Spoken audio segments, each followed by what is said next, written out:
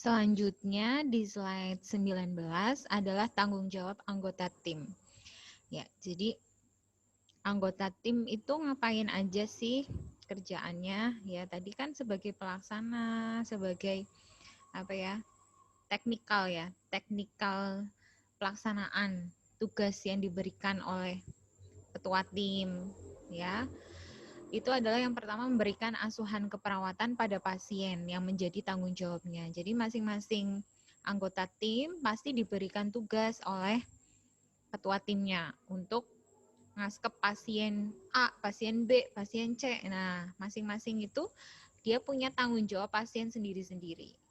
Kemudian yang kedua adalah tanggung jawab kedua kerjasama antar anggota tim, ya. Jadi kerjasama antar anggota tim.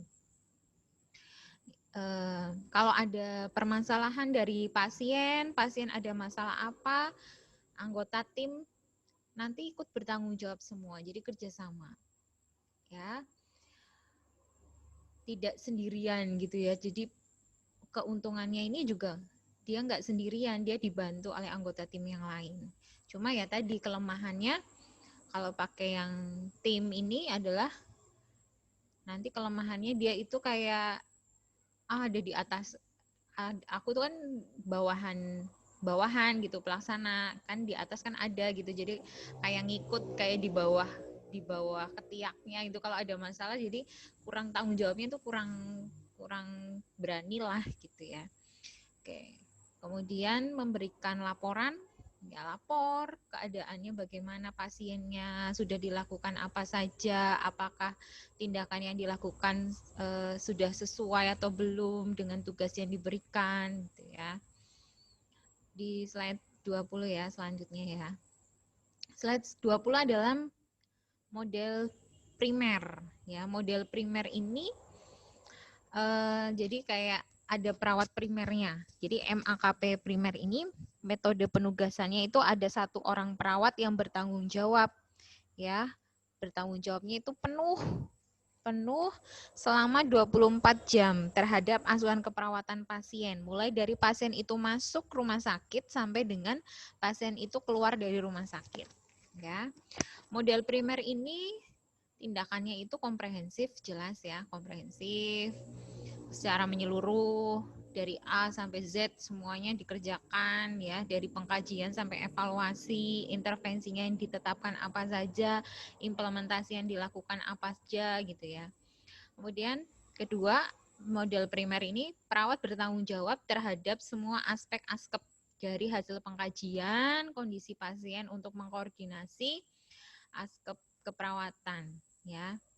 Jadi tadi tanggung jawab dari awal masuk sampai akhir, dari pengkajian sampai evaluasi itu dilakukan semua. Rasionya adalah 1:4 atau 1:5.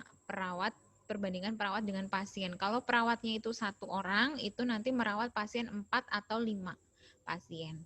Ya, ini banyak sekali diterapkan di rumah sakit ya.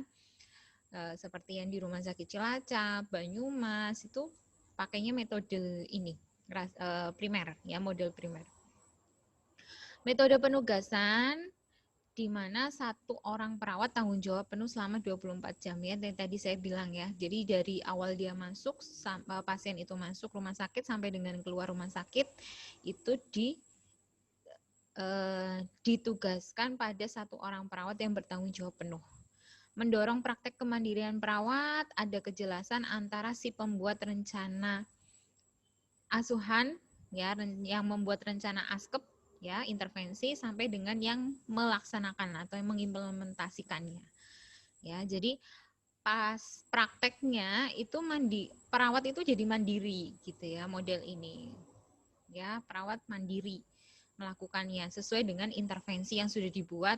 Ya, aku ngelakuin apa, misalnya intervensi untuk apa ya, intervensi untuk pasien mengalami nyeri misalnya seperti itu. Nah, mengalami nyeri akut gitu ya, skala nyeri sedang. Nah, di intervensinya itu kan membuat rencana asuhan keperawatan ya, yaitu misalnya kalau nyeri berarti harus diatasi dengan memberikan penurun nyeri ya dengan obat atau non farmakologi dengan teknik relaksasi nafas dalam gitu ya. Nah, antara yang membuat intervensi dengan yang melaksanakan. Yang melaksanakan kan nggak harus perawat itu doang juga ya. Yang kalau misalnya si pagi yang melakukan harus nyuntik sama misalnya ngasih injeksi mengurangi nyeri sama um, teknik relaksasi napas dalam. Lah yang siang nggak ngapa-ngapain kayak gitu ya. Jadi yang siang kan beda orang ya. Jadi tetap bisa melakukan misalnya nggak nginjeksi karena jadwalnya cuma pagi sama malam, berarti injeksinya cuma pagi sama malam. Perawatnya pun beda yang sip malam. Yang sip siang dia itu bagian untuk relaksasi lagi nafas dalam ya. Bisa seperti itu ya. Terus kemudian melibatkan pasien dan keluarga. Jadi keluarga ini juga selain membantu pasien ya, tadi misalnya pasiennya butuh ke kamar mandi, apa butuh makan karena tangan kanannya diinfus dia susah gerak dan lain-lain bisa dibantu sama keluarganya. Ya, selain dibantu sama keluarganya adalah melibatkan bagaimana peran askepnya. Jadi kalau misalnya pasien mengalami tadi nyeri ya, keluarganya ikut mengingatkan atau menganjurkan gitu. Oh tadi kan udah diajarin nafas dalam ya. Pak aku nyeri, oke Bu, tarik nafas dalam mau sing diwarai perawatnya misalnya. Ayo Bu, tarik nafas dalam yang tadi sudah diajarkan perawatnya gitu ya. Jadi ini ya keterlibatan pasien dan keluarganya itu ada. Kemudian metode ini ditandai dengan adanya keterkaitan kuat dan terus-menerus antara pasien dan perawat yang ditugaskan untuk merencanakan, melakukan koordinasi asuhan dan koordinasi asuhan keperawatan selama pasien dirawat. Jadi ini itu model primer itu terus-menerus ya. Tugasnya itu berkesinambungan ya dari merencanakan terus mengimplementasikan atau melakukan tindakan sampai dengan mengkoordinasi asuhan keperawatan itu selama pasien dirawat itu dilakukan semua ya terus penerus. Satu orang perawat tanggung jawab penuh 24 jam ke pasien dari pasien tadi masuk sampai keluar ya. Syarat perawat primer itu syaratnya adalah nurse. Jadi kalau mau jadi perawat primer, kalian lanjutin S1 keperawatan nurse-nya ya. Kemudian butuh perawat profesional yang lebih banyak ya. Kalau model primer ini karena PJ-nya itu adalah perawat primer. Syarat untuk perawat primer adalah yang nurse gitu. Ya.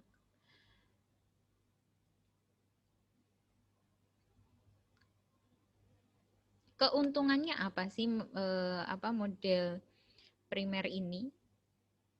Keuntungannya yang pertama adalah otonomi perawat itu meningkat. Jadi perawat itu kreatif gitu ya. Mau ngapain nih pasienku mau dikasih intervensi apa ya kalau nyeri ya, apa aja ya gitu ya. Noknya apa aja ya, niknya apa aja ya gitu. Karena motivasi, tanggung jawab dan tanggung gugatnya itu juga meningkat. Ya, ini kalau pakai model primer. Kemudian yang kedua, menjamin kontinuitas atau tadi berlangsung terus-menerus askepnya dari pengkajian sampai evaluasi. Meningkatnya hubungan antara perawat dengan pasien, ya karena tadi perawat langsung bertugas, tugasnya tadi 24 jam, tahu bagaimana dari awal masuknya pasien sampai pasien itu nantinya keluar dari rumah sakit, itu akan meningkatkan hubungan perawat dan pasien. Ya, membebaskan perawat dari tugas-tugas yang bersifat perbantuan. Jadi maksudnya itu perawat-perawat itu bebas dari perbantuan tuh apa ya? Kayak gini, kayak misalnya kalau pasien itu kan kayak tindakan non keperawatan lah, kayak tindakan non keperawatan kayak verbet ya, kemudian bersihin apa sih bersihin darah pasien di bantal atau apa gitu ya, muntahan misalnya gitu ya, itu bebas dari situ. Metode ini mendukung pelayanan yang profesional ya, karena kebanyakan yang dilakukan adalah tugas-tugas perawat bukan non keperawatan gitu, nyuntik ya, perawat luka gitu ya. Terciptanya kolaborasi yang baik antara kepala apa namanya, perawat tim tadi, perawat primer ya, perawat primer dengan tenaga medis yang lain ya, kemudian dengan pasien itu sendiri. Model primer ini kelemahannya adalah semua perawat pelaksana itu harus jadi perawat profesional ya. Jadi kalau misalnya ada D3-nya harus jadi S1 nurse gitu. S1-nya bukan S1 S-Keptok tapi nurse profesi gitu. Yang tentunya membutuhkan biaya yang mahal karena bayaran atau gaji untuk menggaji nurse dengan D3 kan beda. Tuh. Untuk mensekolahkan ya, terus kemudian tadi menggaji ya, terutama itu.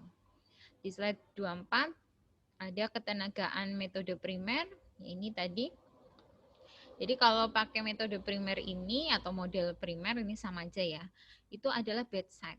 Bedside itu ya di kasur satu perawat primer dengan pasien lain, walaupun pasiennya itu bebannya ya satu perawat primer untuk 4, tadi ada 4, ada 5 ya, sampai dengan 6, maksimal banget itu 6 ya, maksimal banget itu 6. Penugasan ditentukan oleh kepala bangsal, jadi kepala bangsal langsung ke perawat primer. Perawat primer dibantu oleh perawat profesional dan vokasional sebagai asisten. Jadi perawat primer itu bisa nurse, perawat profesionalnya juga bisa nurse. Jadi yang nurse bantu nurse, cuman nurse yang di sini itu udah lebih kompeten ya dibanding yang perawat profesionalnya. Kemudian dibantu juga oleh perawat vokasional atau pelaksana, misalnya D3 sebagai asistennya. Gitu. Ya.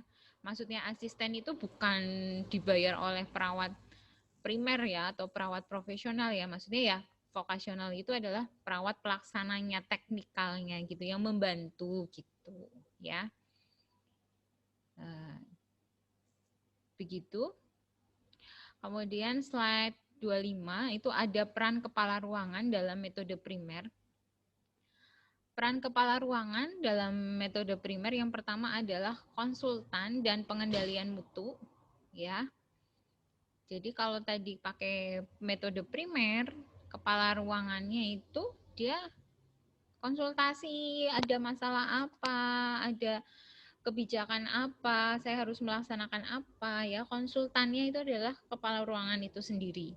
Kemudian pengendalian mutu pelayanannya, ada perawat judes apa enggak, ada pasien komplain dengan pelayanan perawat atau tidak ya. Pasiennya jadi nggak betah di rumah sakit itu, misalnya karena pelayanan yang kurang bagus lah, atau alatnya nggak canggih lah, atau kurang lah, atau apa ya gitu, atau mahal misalnya berobat di rumah sakit itu. Nah, itu pengendalian mutu itu semua dilakukan oleh kepala ruangan. Orientasi dan merencanakan perawat baru, ini juga tugasnya peran kepala ruangan kalau pakai metode primer ya. Kalau ada perawat baru nih, diorientasi nih ya, jadi apa tadi, perawat pelaksana ya, nanti bantu perawat primer sama perawat profesional ya, nanti diorientasikan dulu, kemudian direncanakan mau ngapa-ngapain tugasnya ya. Kepala ruangan itu tugasnya adalah